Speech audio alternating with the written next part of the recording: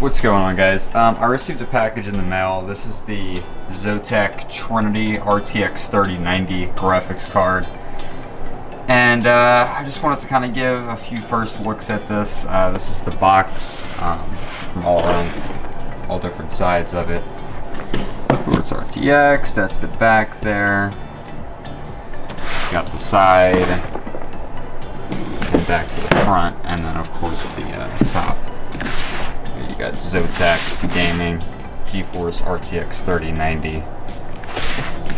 Looks pretty good box, not gonna lie to you. But what I want to do is I want to go put this in the system, get some quick first looks at it. There's not going to be any kind of B-roll or anything. I really don't. This is more of just me talking to you video about the card, and some basic specs on it. This is not an in-depth video, just kind of a first look. But I want to go over to the system. What? Anyway, I want to go over to the system, put this in, turn it on, hear what it sounds like when in-game at stock settings, and then I want to up the settings with MSI Afterburner and up the fan to 100%, see how loud it gets with 100%. I have the Rode mic on the camera today, so it's a sensitive enough mic where it'll be able to pick up the system noise. So let's go over there and do that. Okay, so back here, this is the setup. A few of you asked to see where everything was going. I rearranged some stuff in here. It goes all the way from there, all the way to there. And now instead of having the bed in that corner, I moved this over here and made the desk elongated. That way I can have like dual workstations. One where I can do, fun stuff, play some games. The other way I can do actual work. And speaking of work, I have a bunch of cable mod cables that came in yesterday. These are really nice. These are for the build as well. Let me just get one-handed operation. Get this out. Alright, there we go. Get one of these cables right here. This is also part of the dual 3090 preparations. I wanted to have all cable mod power supply cables, and as you can see, these things are super nice, very nice sleeved cables. You have the little combs here to go along the wire. Overall, really nice cables. So super excited to use these at some point once I do get these 3090s. Now over to the actual point of this video, the Zotac Trinity RTX 3090 graphics card. This is it in the system. Get like a wide shot there, try and clear that up. Camera's not focusing on the right thing. And then show you the bottom. As you can see, the fans stay off while in idle. This is just sitting at the desktop. Afterburner is not configured yet. It's just stock settings. Same thing with Heaven. Heaven is not running. It's just on the menu screen. But the card, just pretty much the fans stay off at idle like a lot of the modern graphics cards today do. And the back plate on this thing is actually super nice. You can see that there's not this like, I don't know, square looking GPU cutout for the GPU back of the GPU die on here, which I like that. I know there's a reason some manufacturers use that, I guess for like the heat dissipation to rise. Maybe that's not the only reason, but I think that's why. But this card doesn't have it, but I think that's fine because there is cutouts that do allow airflow to go through on the back of the card. It's just not a big, square notch like some of the other ones have on the back plate. But next thing I want to do is let you hear what the system sounds like ambient. So I'm going to get the camera real close to the mic and I'm going to shut up for like a little bit.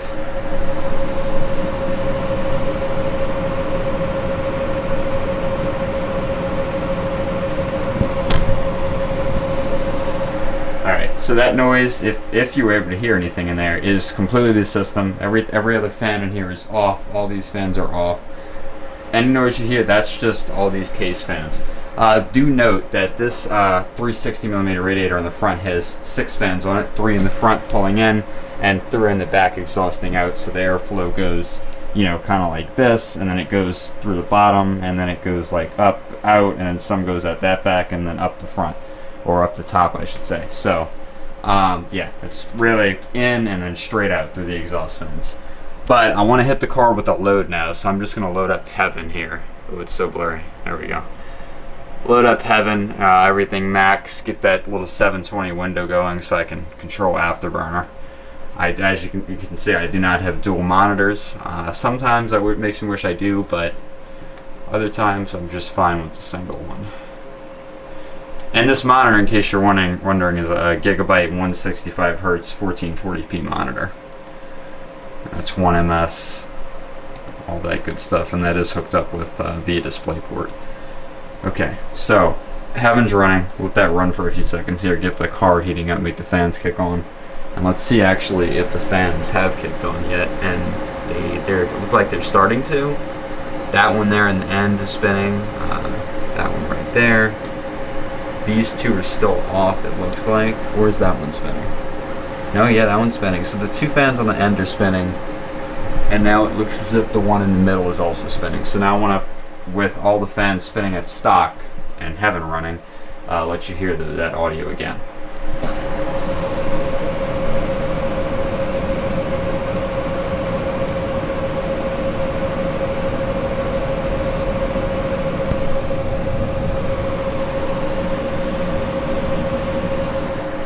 Okay. Alright, now what I want to do, the final thing here, is I want to set Afterburner to control this here. I want to set Afterburner to temp limit max, and I want to undo the fan speed. Actually, let me reset. I just want to do the fan speed. Not that that would matter too much, but the temp speed would matter too much. I'm going to set that to 100 and set that in. So now that's with all the fans at 100, and this thing is pretty loud. I'll let you hear this. Let them finish ramping up here.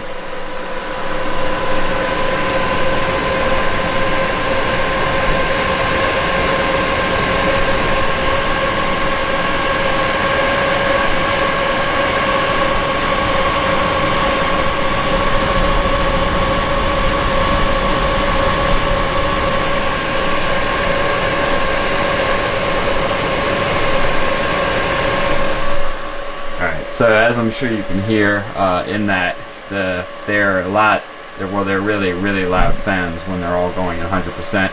I don't think they'll ever be going at 100% in a normal use case. They'll probably stay around 60 or wherever Zotac has the fan curve set on this card. I'm not sure on that. But yeah, at full throttle mode, 100% fan speed, they are pretty loud. Now I did a bunch of testing with this card, and I'll put some links down below in the description of all the benchmarks I did with this card. And I will say that despite the recent capacitor news with Zotac and a lot of the other AIBs, this card has not crashed in any of my testing. The only time I got this card to crash is when I went plus 200 on the core clock and like plus 50 on the memory. And that was an overclocking. Unless you're overclocking, and even if you are, I was able to get a solid plus 175 core clock, which I think is pretty good with this card, and no crashing. But for the everyday user, the person that's not going to be overclocking, in everyday use, all the testing I did, this card never crashed once. So I don't know if whoever those people are that are saying this card is crashing. I know it's mainly with the 3080s, and this is a 3090, but you know, I think there were still some 3090s doing it. It seems fine to me. I didn't have any issues. I don't know what their problem is, but from the test I did, this card is absolutely fine.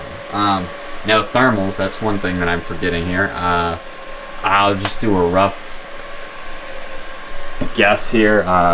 According to MSI Afterburner, with fan speed at max, the thermal is 62, 63 bouncing around. Now I know this hasn't been running that long, so the heat spreader hasn't probably fully soaked yet, but that is about what it is under load when I was running my testing, is it stays around 62, 63 with max fan speed. Now if I go in here and I reset the fan speed, put that back down to whatever stock is, and we'll see what the temperature rises to here. Alright, 64, 65. See if we can hit 68. 68. And then, you know, again, that's just stock fan speed. Is it going to hit 70, 70? How much hotter does it get than 70? 72, still rising. Up, drop down a little bit. 73, 74. know this is a really rough test, and it's not like after it's sat for a while. 75. Yeah, and it doesn't hit 80. I know it doesn't hit 80. So that's about right. It's at stock fan speed. It sits, you know, in the 70s range. Then when you kick those fans to 100% speed, it drops down to that 62, 63. But yeah, I think that's now all the bases covered. Now, boost speed on this card, during my testing, you'll also see this when I link the benchmarks below. It gets to around 100 or 100. 1,950, 1,900, depends, it bounces around, but pretty high up there with the speed. And I did boost it over 2,000, you know, 3090, but I boosted it over 2,000, and even when I did, there was no crashing. So, but again, that's the video. A little quick first look at the card, and to let you guys know that I did get the first 3090. And here I am forgetting something else. The NVLink video. A lot of you were subscribing to my channel mainly to see that, which is fine. I don't do YouTube as like anything professional. I just do this for fun on the side whenever I feel like making a video. But as far as NVLink goes, as you can see, I can't use two of these Zotac cards. Because if I were, the back plate of the second card would be right up against those fans, which would allow that card to not, the very top card, to not get any airflow. So I am on the lookout for this card, which I will pull up here.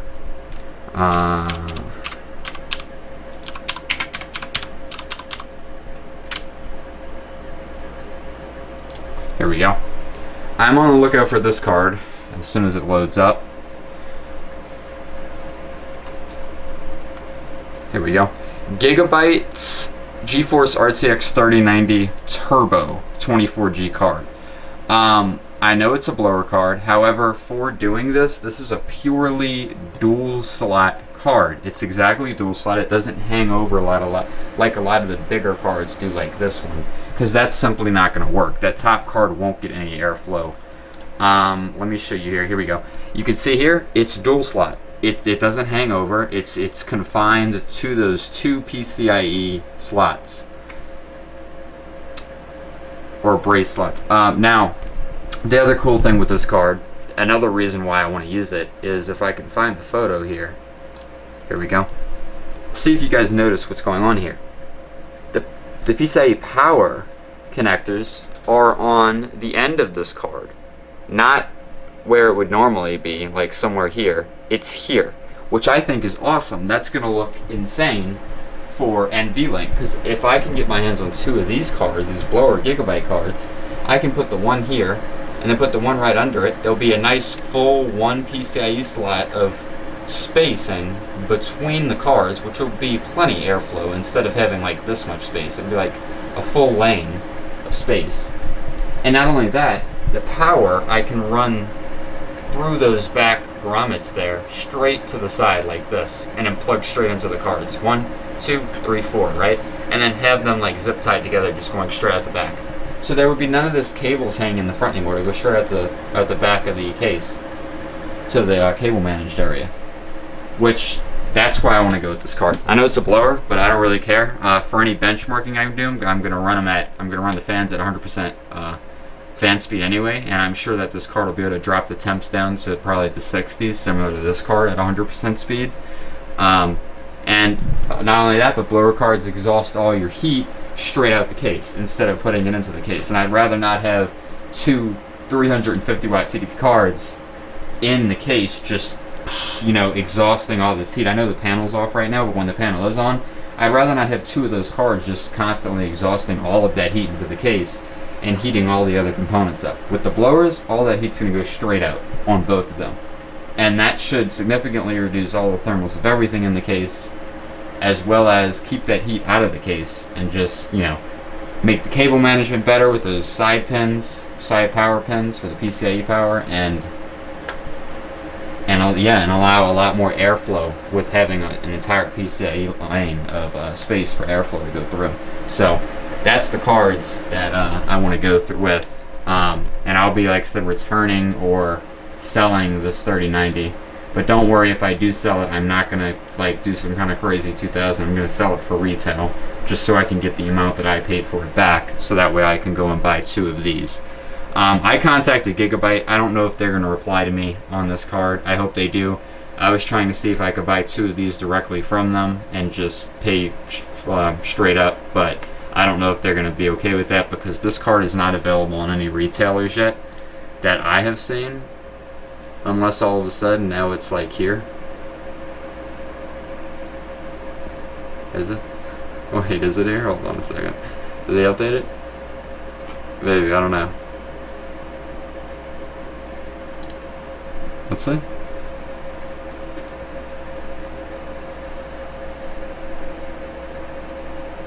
Alright, I don't think they're available yet, but I contacted them about that as well. So yeah, little update. I think that's it. Is that all I needed to tell you guys? I think that was all the questions from the NVLink video, I'm pretty sure. If not, just drop a comment below. I'll answer the questions there. But yeah, see you guys later. Bye.